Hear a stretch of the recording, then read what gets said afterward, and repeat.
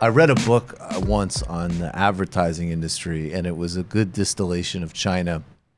It sounded like an amazing advertising campaign. And the ad starts in, the not too distant past, and it's being narrated. And it shows a man who is a peasant running through some type of, rural situation with his kid on his shoulders, I think to get him a shot or something. But the point is that he needs to run miles with the kid on his shoulders to get some basic medical access for whatever I don't remember what it was. I think something like pneumonia or something. And of course, in China, there's a lot of emphasis on filial piety or filial obligations and so on. And so the voiceover is this very touching narrative of the father sacrificing.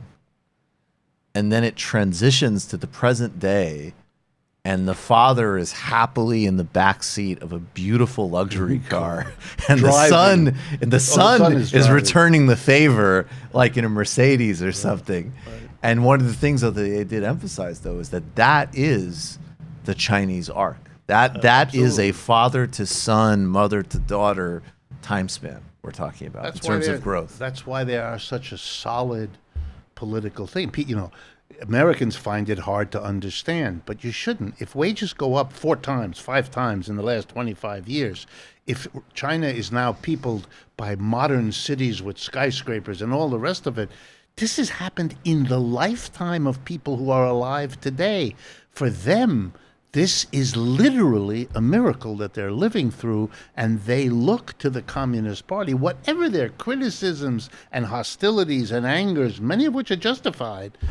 But, most of the people in the world live in very poor conditions. One of the most important things for them is to go from being very poor to being much better off. China is the best example in modern time of how to accomplish this quickly. You can dance up and down and talk all you want, but that reality is playing itself out in the world, and very few people are unaware. Again, unless you have this ideological strangeness like you do with, the railroads are not making money. Hello, In China, here's a good example. They know that at the rate they're raising the wages of their people, if it continues, and that's an if, but if it continues, they're going to have an enormous population that wants and expects to have its own apartment. Right. How's that going to be done? So they made a decision that they're going to stimulate their economy since they have to provide work. If the exports shrink, say because of tariffs, say because of a crisis in Western capitalism, they've got to keep their people working. Otherwise, they have an unemployment that could blow the whole thing society. Up. That's right. So they built cities ahead of the people's needs for them. So you have all over China huge apartment blocks that are empty. They're complete. And we should know that some of those have certainly entailed some primitive accumulation in the forms of mowing out homeless people. Moving population. Absolutely. Totally very abusive, ruthless stuff. But this is not a sign of bad planning. Right. That again is just this willful refusal to ask the simple question, why would they do that?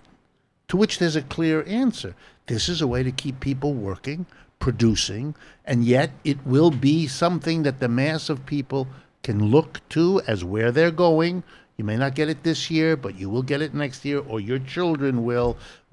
Look at us. We are creating the new China. Very powerful. So the story here in the last couple of minutes about this, because it isn't just Trump. No. And it's interesting to me because I get a lot of different, sometimes I will get some feedback from people who are, actually really sincerely labor oriented, and their objection is not to China, but their objection is certainly to the U.S. corporate relationship to China, and they're actually interested in, well, I would like to, rein in corporations in China, and I'd also, to the extent that's possible, start to build peer-to-peer labor networks with my fellow Chinese workers, right? The type of thinking that and organizing we would like to encourage. But then there's the other fact, and I played a segment on this show a couple of months ago because it was just so striking to me that Steve Bannon and Thomas Friedman, and obviously they're both totally contemptible figures, but in the pop culture imagination, Thomas Friedman is Mr. Globalization and Steve Bannon is Mr. Populist. BS, of course. Yes. They're both on CNBC talking about how basically, look, when you were talking about it in the beginning, when China was making rugs and knocking off Rush Hour 3, that was fine. But now China is one of the most powerful countries in the world, and they're going to dominate 4LG, whatever the hell, and they're better than us, and they're taking advantage of the poor United States. Certainly not like Google or the NSA would ever, be involved in any type of industrial or technological espionage. And we need to get tough. Mr. Globalization and Mr. Populist. By the way, they both said they need to get tough to make way for Western capitalism. I don't really see how that fits with the whole populist piece. Yeah. Another great stripping that the populism from people like Bannon really is just the chauvinist, racist, xenophobic kind, in my opinion. But why is it that if these tariffs and this economic war is so stupid that it's bought into by such a broad cross-section of the elite here? I don't think it is. You don't think it is? No. They get how dumb it is. No, I think they've made a pact with the devil. Mr. Trump, look at what he did. He comes into office. First thing he does is assure the military that he will throw more money at them than anybody else has. So there's no reason for them to look askance at him, which they had done. The second thing he did was to give the business community the biggest tax cut imaginable at the end of a 30-year period when they didn't need it because they had been doing so well for that. An incredible gift. They don't want to look, if you pardon me, this gift horse, this orange gift horse, in the mouth. They don't want to upset this By the way, cart. that's the best Trump insult I've heard. All this Cheetos stuff, stop. But that's funny. They don't want. Why stop this? Right. This is fantastic. This is wonderful. When we came out of the Great Depression in 1929, the reaction of the American people in the 30s was, we're getting screwed here, and we're pushing back. We have the CIO, we have two socialist parties, and we have the Communist Party, and they're all going to work together, and we're going to build a movement, and we're going to get lots of benefits that have been denied us. Social Security, unemployment compensation, the first minimum wage, and a public jobs program, costing billions of dollars that came out of the hands of rich corporations and people with the taxes. I mean, it was an amazing thing. We undid the inequality that had built up in the previous half century and crunched it down. We have nothing like that this time. We did such a good job in the post-World War II anti-red scares, one after the other, that there is no Socialist and Communist Party for all practical purposes. The union movement has been on a 50-year decline. There's nobody in a position to do that. So the inequality that helped create the crash in 2008 keeps on getting worse, even in the recovery. Very different from what happened before. So I think you're seeing a kind of grab it before it all disappears.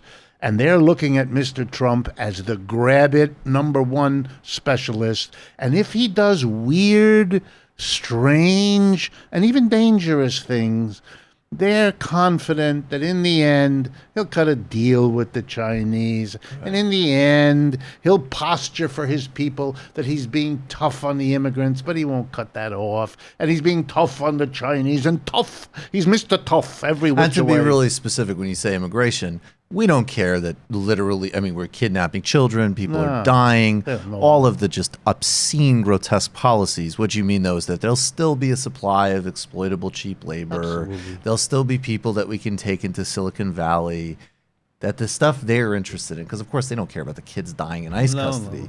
Right. They think that this will pass. And, if it doesn't, even if Mr. Trump doesn't come around, okay, they will then dump him. You can see the beginnings of it, by the way, because there are enough of them that are a little nervous. It's going a little too far. killing large numbers of people in Walmarts is distressing. The polarization that keeps getting worse and worse around these events is distressing. It isn't distressing enough for them to get rid of Mr. Trump yet.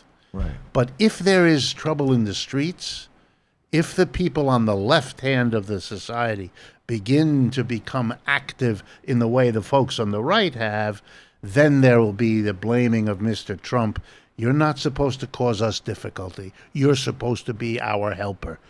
Military, fine. Give us a tax cut, fine. Posture all over and beat up on the Chinese a little bit, get a better deal, fine. But don't interrupt the business. Right. Don't make the business start to lose. And he's at that point where the Chinese have shown him, we're not folding here. Right. So now what is he going to do? He's going to keep doing stuff, and it's beginning to eat. Even Americans that I talk to are beginning to put it together. Let's see. He makes a war with China. That screws the American farmer. He can't risk losing the American farmer. That's 10 states right in the middle that he needs. So he's got to buy their vote by giving them our tax money. People go, huh? Wait a minute. What's happening here? You know, that $16 billion he's going to give to farmers to hold on to them while their markets disappear. The farmers themselves are very unclear that this is a good deal, even with the 16. But without the 16, he would have lost 10 states. He's done. He's finished. He knows that. So he's being pushed into all of these corners. At a certain point, it ain't gonna work anymore. Right. But the oligarchs. So if Joe Biden's the nominee, all the money will go there. They're in totally safe hands. They have no problem. They'll dump Trump. They'll get Biden. But if it's Bernie Sanders, That's different. then they show that they'll still break in this clown fascist direction because they can't even deal with some little minimal social democracy. Or am I wrong? No, I think you're right. I think, you know, we're not going to see it because all of that stuff happens Yeah. below the table. But, you know, the high-tech companies that are going to be really hurt by this dealing with China, China is so far along. If you isolate China, they're going to be more technologically advanced than we are. They already are. Huawei was not a random choice. That's a company that's already ahead of the United States in a number of areas. So this is not going to stop. They have the engineers. They have been spending the last 25 years, they have been pouring money into their high-tech engineering. We have been cutting our programs. You know, we have an austerity that cuts back public higher education. They are doing exactly the opposite. These things are going to accumulate, and they're not going to work out well. Which, by the way, is another great example, too, from China, that all of the horrific packages and austerity budgets that the World Bank and the IMF have forced on all these developing countries. And then they all say, see, capitalism, look at China. And China defended its core industries, invested in R&D, started to raise their wages, have a massive role of government, and all of these horrific austerity programs that they've implemented in, you know, everywhere from Eastern Europe to Asia to Africa to Latin America have only increased inequality and made it great for foreign direct investment, but it hasn't worked. They cite China as their great example, even though China doesn't follow any of the strictures that they've imposed. A few weeks ago, I did a town hall for Fox News. I spent an hour at Fox News, it's a live audience, so it was me and a young woman from the DSA who was sort of capitalism versus socialism. Fox organized this.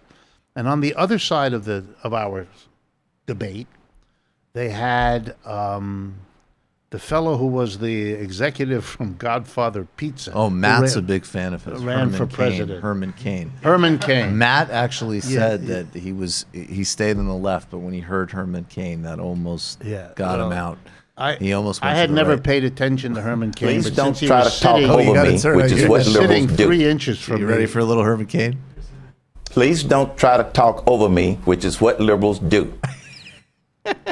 That's Herman Cain. Did he say that to you? Yeah, pretty much. Yeah. At pretty one much. point, he made in the conversation, he says, anybody who wants to get rich can. Anybody who wants to get a job can do it. America's a land of opportunity. So I turned to him because it was a little too much even for me, and I try to keep my cool. I turned to him, I said, we currently have, depending on how you count, 8 to 10 million unemployed people. You've just insulted them. Right. And he didn't know what to say. So he turned and he was very flustered. And finally he swivels in his seat, stares right at me. I'm sitting about 3 feet from him. Said, "You've insulted me." That was his reaction. So that was. But the interesting thing about Mr. Kane, and then the others, they had Neil Cavuto, they had Jesus Christ. Stuart Varney, and they had the other guy whose name I forget. Anyway, and that's how they handle China. You can see the ideological problem. So why is China so successful? Why is China becoming wealthy? Why is China changing the whole world's poverty numbers because it's lifting its people through this strategy of building a domestic market? Their answer is very simple. Oh, that's because they allow capitalism. In other words, all the good things that have happened in China are due to one side, and all the bad things are it's a kind of, it's so childish you don't know quite what to do. So you try to point out, the role of the state is very, very big there. They own a lot of stuff. They control a lot of stuff. You still want to say that capital? Oh, you see, that's all bad. That's all holding things back. If only they were more capitalist than they are, they would be even. I mean, it's, it took my breath away. I had never imagined sort of adults in a room having so patently self-serving a notion of how the world works. It's extraordinary. It's Fox Business, but also MSNBC and CNN and everything else. You've just watched a Michael Brooks show video, and you can watch all of our full main live shows every Tuesday night at around 7 p.m. Eastern Time, and subscribe to get all of the clips you want. We're covering the globe. We're focusing on international relations, the intellectual dark web. We're having fun. We're doing deep dives with a lot of amazing guests. Of course, become a patron for the whole thing at patreon.com/TMBS, or subscribe to this YouTube channel and help us keep growing and get that content out there. Subscribe below.